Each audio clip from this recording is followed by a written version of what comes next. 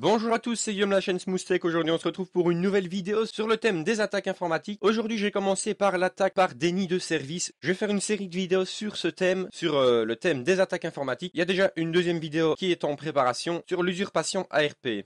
Alors le DDoS ou le DOS est comme son nom l'indique une attaque informatique permettant à une personne malveillante de rendre un service, donc un réseau ou une machine inaccessible momentanément. En soi les attaques DDoS et DOS sont identiques, c'est juste que dans le cas d'une attaque distribuée, plusieurs machines attaqueront la cible. On parle souvent de botnet, un réseau d'appareils zombies qui sont contrôlés à distance et infectés par un malware, comme par exemple dans le cas de Mirai dont je parle dans la vidéo sur la sécurité informatique qui se trouvera en haut à droite de votre écran. Dans les deux cas ils utilisent le plus souvent des failles liées au protocole TCP/IP.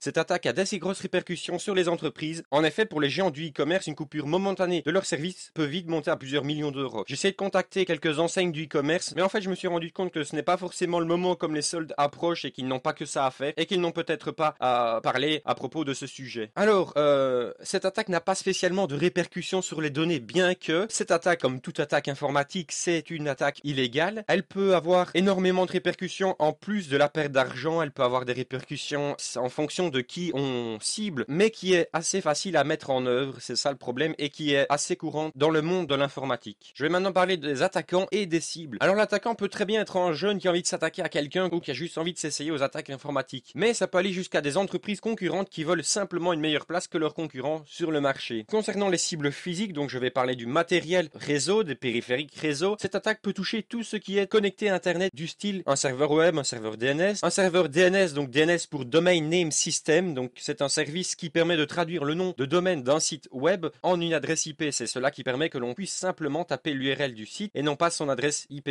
En bref, c'est plus ou moins ça. Ensuite, une machine, un routeur et tout ça dans le but de le rendre incapable de communiquer avec d'autres périphériques. Je dis incapable ou presque. En tout cas, le délai d'attente va augmenter. Donc le délai d'attente, je parle de la latence. C'est ce qu'on peut voir notamment grâce à la commande ping. Alors c'est bien beau de savoir ce que c'est, mais pourquoi le font-ils? Quel est le but d'une attaque DDoS? En un mot, je dirais l'argent, mais dans les faits, c'est un peu plus que ça. En effet, une pratique courante est de cibler une entreprise pour lui extorquer de l'argent. Si l'entreprise refuse de payer, l'attaquant ne stoppera pas son attaque, ce qui fera également perdre de l'argent à l'entreprise. On peut le voir un peu comme un ransomware dans le principe, vraiment dans le principe où l'attaquant demande de l'argent en échange qui permettrait à l'entreprise de récupérer son service. Une attaque DDoS peut facilement permettre différentes choses comme interrompre un service de surveillance, comme une alarme, de rendre inopérant un service et j'en passe. Alors pourquoi rendre inopérant un service? Pour permettre de l'infecter avec un malware par exemple, pour permettre d'autres choses après. Il faut le voir un peu comme une porte d'entrée de certains malwares qui permettraient par la suite de récupérer d'autres informations de l'entreprise par exemple.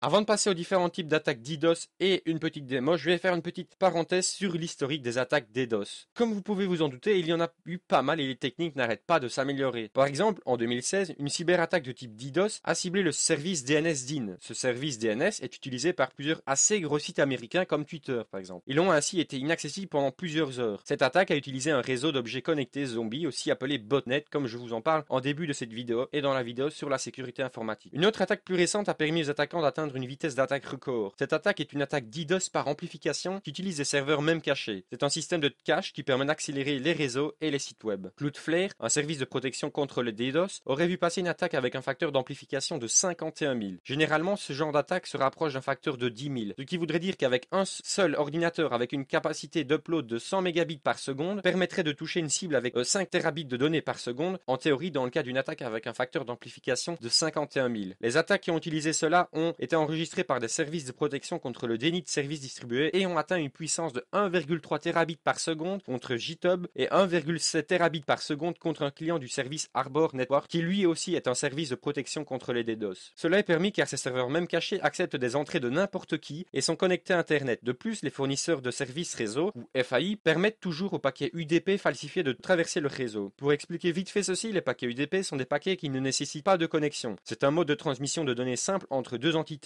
Ici, les ISP ou FAI pour fournisseurs d'accès à Internet permettent à ces paquets, en plus falsifiés, de traverser le réseau. En effet, pour envoyer des données vers Internet depuis votre connexion, les paquets que vous envoyez doivent passer par le réseau de votre FAI pour être routés vers Internet.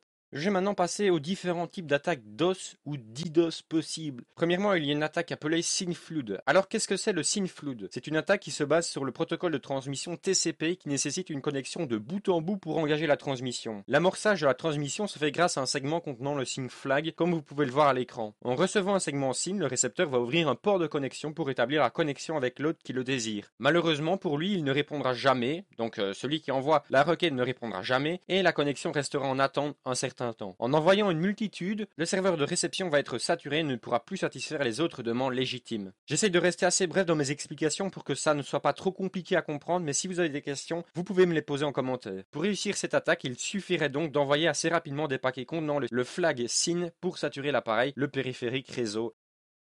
Ensuite, il y a le ping flood qui, comme son nom l'indique, consiste à envoyer une série de paquets ping simultanément vers un autre dans le but de le saturer. Troisièmement, il y a le smurf. Cette attaque a pour but d'usurper l'adresse IPv4 de la victime et d'envoyer grâce à l'adresse de broadcast. Je vais faire une petite explication pour l'adresse IP de broadcast. Une adresse IP est divisée en deux parties. Il y a le NetID qui permet d'identifier le réseau et le HostID qui permet d'identifier l'hôte sur le réseau. Ces deux parties peuvent être identifiées grâce au masque de sous-réseau ou de réseau. Par exemple 255.255.255.0. Si par exemple on a le réseau 192.168.1.0 avec le masque 255.255.255.0, l'HostID sera le .0 et le NetID sera le 192.168.1. L'adresse de broadcast représente l'adresse où tous les bits consacrés aux hôtes sont à 1. Ça donnerait par exemple 192.168.1.255. La particularité d'une adresse de broadcast ou de diffusion, c'est que le paquet envoyé est envoyé à tous les autres présents sur le réseau. Donc vous l'aurez compris, cela fonctionne comme une amplification, comme tous les autres hôtes du réseau répondront ainsi à la victime qui en fait n'aura rien demandé, la pauvre. Pour que cela fonctionne mieux, il est préférable de le faire dans un gros réseau pour saturer la victime avec un trafic important. Quatrièmement, the ping of the death, donc le ping de la mort. Ici aussi, cela consiste à envoyer des paquets ICMP via la commande ping par exemple, qui sont plus gros que les paquets ICMP classiques, à savoir 56 octets. Certains systèmes ne pouvaient pas gérer les paquets qui faisaient plus que 64 kilooctets. Cette faille était présente sur de nombreux systèmes d'exploitation de les années 90. En 2013, la même faille a été découverte sur Microsoft Windows en utilisant l'IPv6, donc la nouvelle version du protocole IP. Ensuite, il y a Permanent DOS, qui, comme son nom l'indique, permet de rendre inopérant une machine de façon permanente. C'est assez violent. Cette attaque utilise les failles du software des systèmes. L'attaquant peut y ajouter des commandes qui permettraient de dire au périphérique de supprimer l'ensemble des fichiers système, d'abandonner tous les paquets sortants, etc. En soi, c'est faire passer à la machine un très mauvais quart d'heure. Et je termine cette liste par un moyen de rendre inopérant un système via les applications. Comme les systèmes d'exploitation sont de plus en plus sécurisés, certaines personnes ont trouvé un moyen de passer à côté de cela en s'attaquant directement aux applications de l'utilisateur. Ce genre d'attaque pourrait par exemple saturer le disque dur. La machine mettra alors beaucoup de temps pour répondre, si pas complètement craché. Je vais maintenant passer à une courte démo pour vous montrer la facilité de mise en œuvre d'une telle attaque. Cependant, je ne vous montrerai pas la commande car cela n'est pas le but de la vidéo. Cette vidéo-là est seulement là à titre éducatif. Je suppose que vous le savez déjà, mais une telle attaque ou toute autre attaque informatique d'ailleurs est illégale. C'est pourquoi il est inutile de l'utiliser contre autrui et c'est pour cela que je l'ai réalisé sur un réseau local où la seule victime, c'est moi et je ne pense pas aller porter plainte contre moi, enfin, je crois.